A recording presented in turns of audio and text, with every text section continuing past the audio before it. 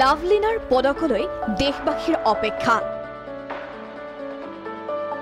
পদক পালে লাভলিনালৈ আৰ্থিক পুৰস্কাৰ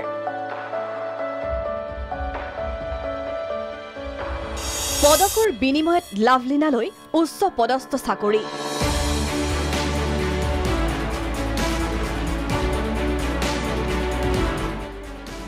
কোনে দিব লাভলিনাক পুৰস্কাৰ চাকৰি টকিঅ জিলিকিছে অসম জীয়ৰী লাভলিনা অলিম্পিকত পদক নিশ্চিত হ'বলৈ মাথো আৰু এটা খোজ বাকি লাভলিনাৰ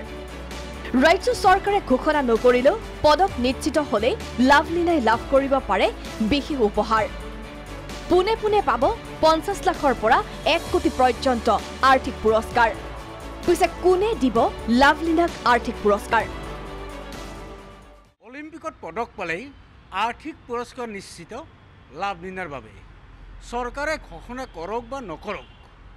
ৰাজ্যিক ক্ৰীড়ানীতি অনুসৰি পদক পালে 50 লাখৰ পৰা 1 কোটি পৰ্যন্ত আৰ্থিক পুৰস্কাৰ পাব লাগিব লাভলিনাই হয় 2018 চনৰ 6 ফেব্ৰুৱাৰীত গৃহীত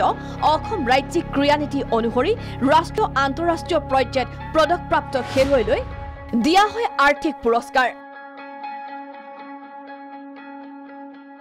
2018 জানুৱাৰীৰ পৰা 2022 চনৰ 31 মাৰ্চ পৰ্যন্ত বলবৎ হৈ থকা ক্ৰীড়া নীতি অনুসৰি পদকপ্ৰাপ্ত খেলুৱৈক দিয়া হয় বিশেষ আৰ্থিক সাহায্য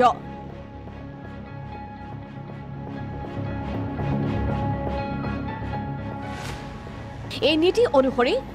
অলিম্পিক গেমছৰ ক্ষেত্ৰত সোণৰ পদকৰ বিনিময়ত 1 কোটি ৰূপৰ পদকৰ বিনিময়ত 75 লাখ ব্ৰঞ্জৰ পদকৰ বিনিময়ত 50 লাখ টকাৰ আৰ্থিক পুৰস্কাৰ পোনপটীয়াকৈ দিয়া হয়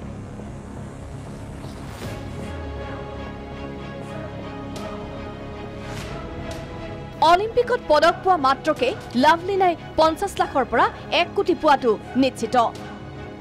একেদৰে আৰ্থিক পুৰস্কাৰ পাব লাভলিনাৰ প্ৰশিক্ষকেও ৰাজ্যিক ক্ৰীড়ানীতি অনুসৰি লাভলিনাই পদক পালে প্ৰশিক্ষকগৰাকীয়ে সোণৰ পদকৰ বিনিময়ত 10 লাখ ৰূপৰ পদকৰ বিনিময়ত 5 লাখ ব্ৰঞ্জৰ পদকৰ বিনিময়ত 3 লাখ টকাৰ আৰ্থিক পুৰস্কাৰ লাভ কৰিব লাভলিনাৰ প্ৰশিক্ষকগৰাকীয়ে পিছে ইমানেই নহয় আৰ্থিক পুৰস্কাৰেই নহয় অলিম্পিকত পদক পালে ৰাজ্য চৰকাৰৰ 5টা বিভাগৰ প্ৰথম শ্ৰেণীৰ পদবীত নিযুক্তি পাব লাভলিনা বৰগোহাঁই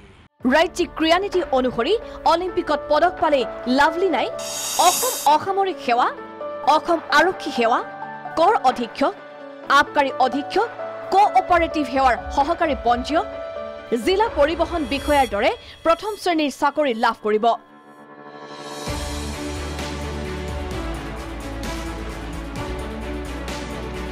মুঠতে ৰাজ্য চৰকাৰে ঘোষণা কৰক বা নকৰক পদক পালে ৰাজ্য চৰকাৰে ৰাজ্যিক ক্ৰীড়ানীতি অনুসৰি এই পুৰস্কাৰ দিবলৈ বাধ্য